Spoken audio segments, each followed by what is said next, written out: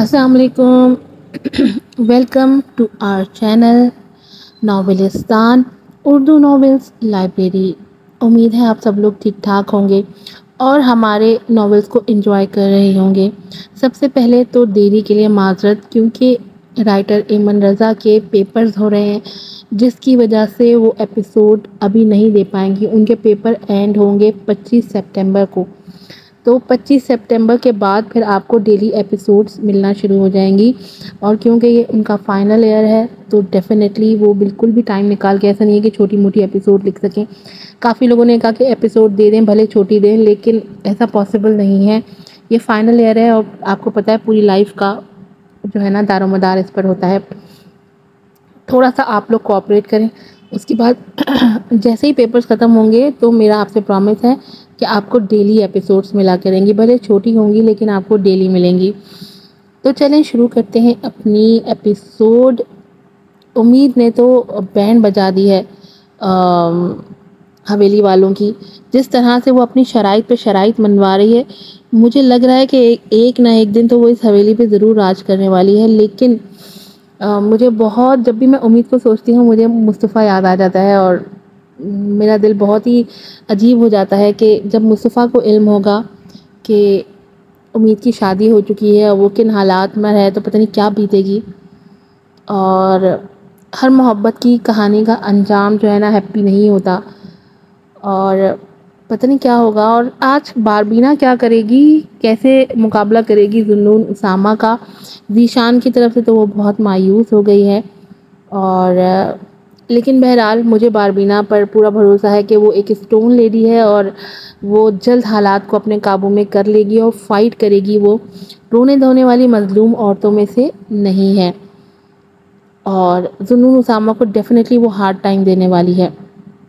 چلیں پھر بڑھتے ہیں اپنی ایپیسوڈ کی طرف. جلدی سے بھاگ کر جائیں اور چینل کو سبسکرائب کر دیں، ویڈیو کو لائک کر دیں، شیئر کر دیں اور ڈھیر سارے ریویوز بھی دینے ہیں.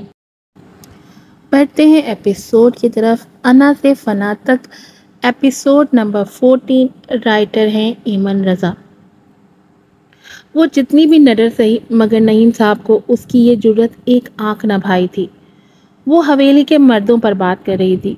ہوں گے حویلی کے مرد عیاش، مگر گھر کی عورتوں پر نظر ڈالنا ان میں سے کسی کا بھی شیوا نہیں تھا. عمر سے بڑی جرأت کب آپ کی گردن پر تلوار لا کر رکھ دے آپ کو پتہ نہیں چلتا، اور مجھے لگتا ہے کہ تم ابھی اسی دور سے گزر رہی ہو. وہ ایک ایک لفظ سرد انداز میں کہتے اسے سخت نگاہوں سے گھور رہے تھے. مجھے یہاں بدلے کے لیے لایا گیا ہے اور میرا نہیں خیال جب تک آپ مجھ سے اچھی طرح حساب کتاب وصول نہ کر لیں تب تک میری جان اتنی آسانی سے لے سکتے ہیں. آپ بھی یہی ہیں اور میں بھی. دیکھتے ہیں کس کا کہا سچ ہوتا ہے. بہت یقین ہے نا آپ کو اپنی حویلی کے مردوں پر. میں بھی دیکھنا چاہوں گی کہ کس حد تک اس حویلی کے مرد اپنی حدود کے اندر رہتے ہیں. وہ انہیں کھلے لفظوں میں آزمانے کی دعوت دے گئی تھی. ٹھیک ہے لڑکی، تم بھی یہی ہو اور ہم بھی. اگر حویلی کے کسی مرد نے تمہاری عزت پر ہاتھ ڈالا سوائے یارق شاہ کے تو ہم اپنی سرداری سے استعفا دے دیں گے. شبانہ بیگم حیرت سے منہ کھولے اپنے سرکار کو دیکھ رہی تھیں، جس نے ایک چھوری کے لیے اپنی سرداری داؤ پر لگا دی تھی.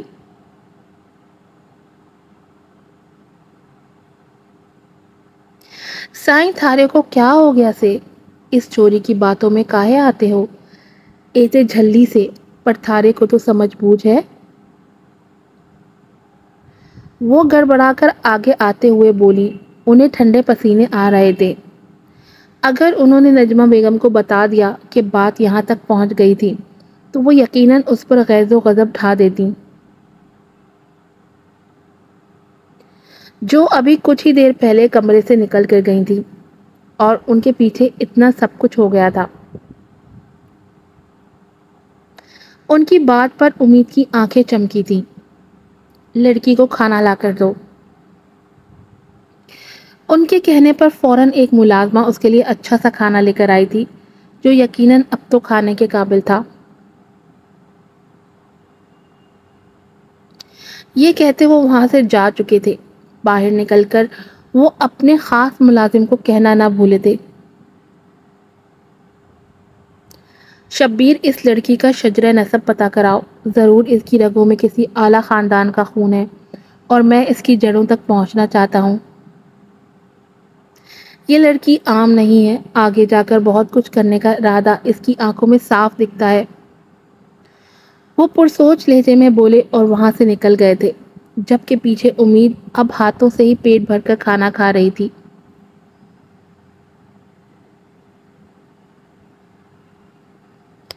جبکہ شبانہ بیگم اسے کھا جانے والی نظروں سے دیکھ رہی تھی، جو آفت کی پرکالا نہ صرف تھوڑی ہی دیر میں اس کے سرکار کو تگنی کا ناچ نچا کر رکھ گئی تھی، بلکہ اپنی تمام شرائط بھی پوری کروا چکی تھی۔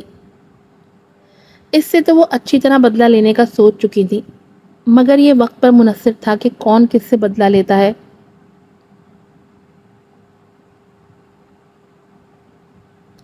کیا ایسے کیا دیکھ رہی ہیں؟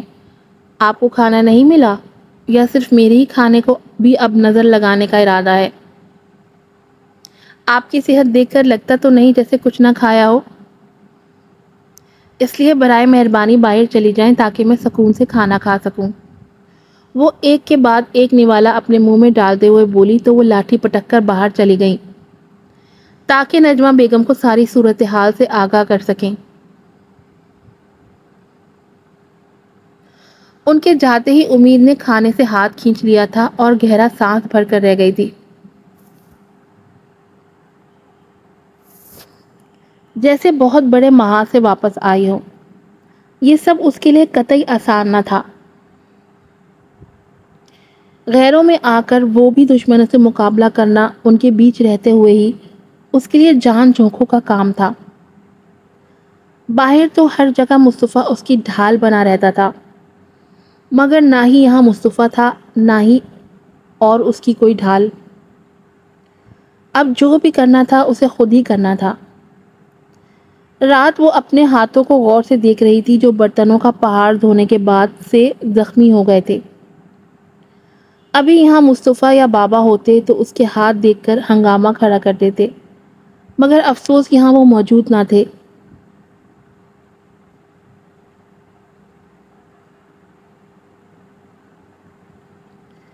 رات کے 2 بج چکے تھے، مگر تھکاوٹ اور درد اتنا تھا کہ ابھی تک نیند کا شائبہ تک نہیں تھا۔ ایسے میں باہر کسی کے قدموں کی آہٹ سن کر وہ سانس تک روک گئی۔ آج ہی تو اس نے نعیم صاحب سے بات کی تھی، مگر پھر رات کو اس کے دروازے کے باہر کون چل رہا تھا؟ کہیں یہ لوگ مجھے مارنا تو نہیں چاہتے؟ اس نے تھوک نکلتے سوچا اور آہستہ سے لرزتے جسم کے ساتھ اٹھی۔ یہاں اگلے ہی پل کب کیا ہو جائے کوئی نہیں جانتا تھا، اسے اپنی حفاظت خود ہی کرنی تھی۔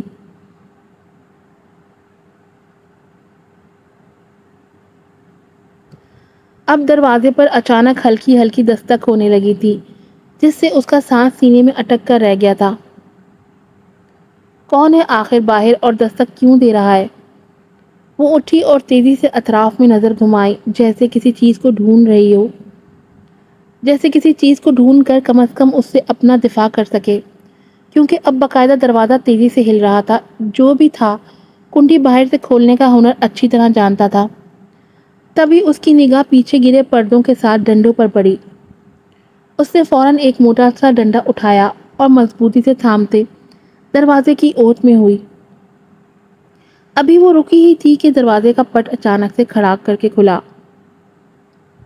امید نے آنکھیں میچ سے ایک زور کا وار کیا تھا آنے والے پر، بغیر دیکھے جو مقابل نے تھام کر جھٹکا تو ڈنڈا دور جا گرا اور وہ مقابل کی باہوں میں۔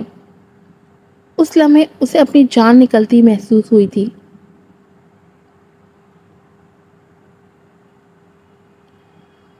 باربینا کمرے میں آ کر بہت روئی تھی۔ اسے ذیشان کے رویے نے تکلیف دی تھی، جو بھی تھا، مگر اس نے یہ نہیں سوچا تھا کہ وہ اس کے پیار کو پیسوں یا دولت میں تولے گا۔ شام تک وہ ایسی ہی اجڑی حالت میں بیٹھی رہی۔ جب ملازمہ نے آ کر اس کا دروازہ کھٹکھٹایا تھا تو اس نے اپنے آنسو پوچھتے ہوئے خود کو تیار کیا اور اٹھ کر چہرے پر مسکراہٹ سجاتے دروازہ کھولا تھا۔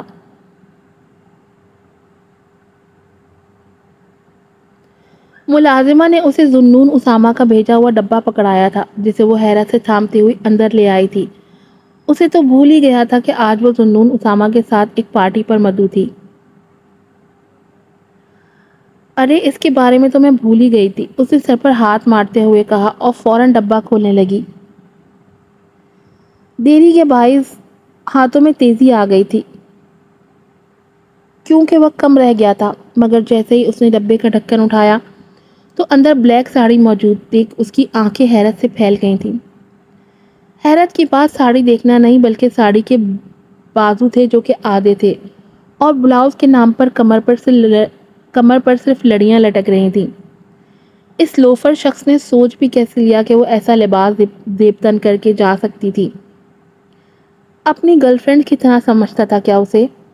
مگر جلدی اسے اس کی دی ہوئی دھمکی بھی یاد آ گئی تھی کہ اگر اس نے یہ نہ پہنا تو وہ کیا کرنے کا ارادہ رکھتا تھا۔ باربینا نے وہ بلاؤز پکڑتے اپنی نگاہوں کے سامنے کیا اور پرسوچ انداز میں اسے دیکھنے لگی۔ اگلے ہی لمحے وہ جو سوچ اس کے ذہن میں آئی تھی اس سے باربینا کی آنکھیں چمک اٹھی تھی اور وہ فوراً ساڑی لیے واش روم میں چلی گئی تھی کیونکہ اسے صرف آدھا گھنٹہ ہی بچا تھا۔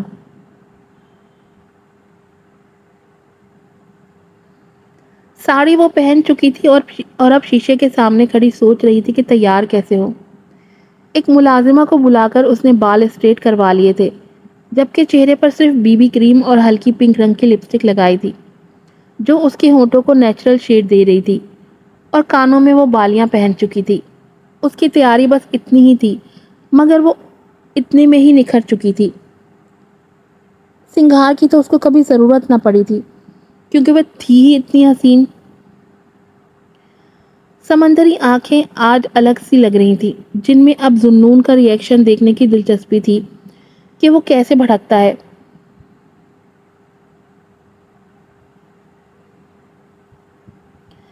نظر نہ لگے میڈم جی، آپ بہت پیاری لگ رہی ہیں۔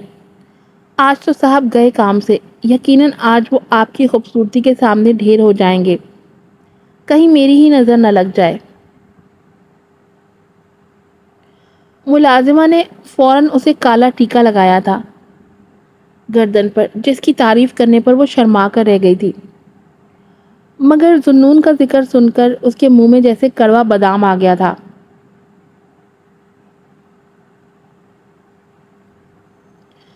وہ تیار ہو کر باہر نکلی تو ذیشان اسے راستے میں ملا تھا۔ نظروں سے نظریں ملی تھی مگر وہ اس پر ایک شکوہ کو نظر ڈال کر وہاں سے جا چکی تھی۔ پیچھے ذیشان ہچکچاہٹ اور پشیمانی کا شکار تھا، جیسے وہ کچھ زیادہ ہی بول چکا ہو، مگر وہ اپنی انا کو توڑ کر اس سے معافی بھی نہیں مانگ سکتا تھا۔ تھی تو وہ اس کی سوتیلی ماں ہی نہ، پھر کیسے اس کو اپنی حقیقی ماں تسلیم کر لیتا۔ گاڑی جو ذوالنون اسامہ کے گھر کے سامنے پہنچ چکی تھی، وہ انا کا مارا شخص خود نہیں آیا تھا بلکہ ڈرائیور کو بھیج دیا تھا اسے لینے کے لیے۔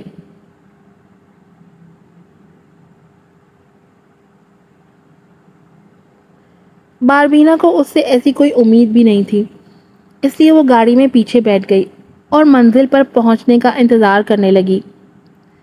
دیکھنا یہ تھا کہ اب ذوالنون اسامہ کا ری ایکشن کیا ہوتا ہے۔ جیسے ہی وہ پارٹی کے وینیو پر پہنچی تو ذوالنون اسامہ اپنی گاڑی وہاں دیکھ کر الرٹ ہوا تھا۔ وہ جاننا چاہتا تھا کہ اس کی ستی ساوتری بیوی اس کی کہی بات پر عمل کرتی بھی ہے یا نہیں۔ وہ دیکھنا چاہتا تھا کہ اس کی دھمکی کارگر ثابت ہوئی بھی یا نہیں۔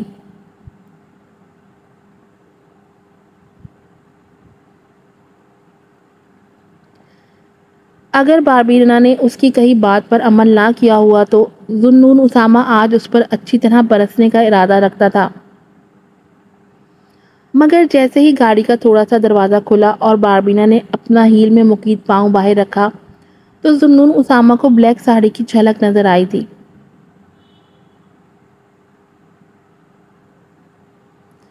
مطلب وہ اس کا دیا لباس پہن کر آئی تھی۔ یہ سوچ کر ہی ذوالنون اسامہ کی دھڑکنیں تھمی تھیں۔ تو کیا اس نے وہ نیم اڑیاں بلاؤز والی ساڑی پہن لی تھی؟ اب کہاں گئی اس کی سادگی؟ وہ سوچ کر رہ گیا۔ طنزیہ مسکراہٹ اس کے چہرے پر درائی تھی کیونکہ وہ اب اس پر طنز کے نشتر چلانے کا ارادہ رکھتا تھا۔ مگر جیسے ہی باربینا قدم نکالتی باہر کھڑی ہوئی، اس کو دیکھ کر ذوالنون اسامہ کے 14 طبق روشن ہوئے تھے، جبکہ چہرہ سرخ پڑا تھا، سانسیں پھولنے لگی تھی۔ آخر ایسا کیا ہو گیا تھا جو ذوالنون اسامہ کا یہ حال ہو گیا تھا؟ رائٹر کے پیپرز ہو رہے ہیں، ایپیسوڈ لیٹ آیا کرے گی، اس لیے حوصلہ رکھیے گا اور کمنٹس میں لازمی بتایا کریں کہ ایپیسوڈ کا کون سا سین آپ کو زیادہ اچھا لگا۔ آج کی ایپیسوڈ یہیں پر ختم ہوتی ہے۔ آپ لوگوں کو مجھے پتا ہے لازمی پسند آئی ہوگی۔ اب کیا کیا ہے باربینا نے جو ذوالنون اسامہ سے دھوئیں اٹھ رہے ہیں، یہ سب کچھ جاننے کے لیے آپ دیکھتے رہیے انا سے فنا تک۔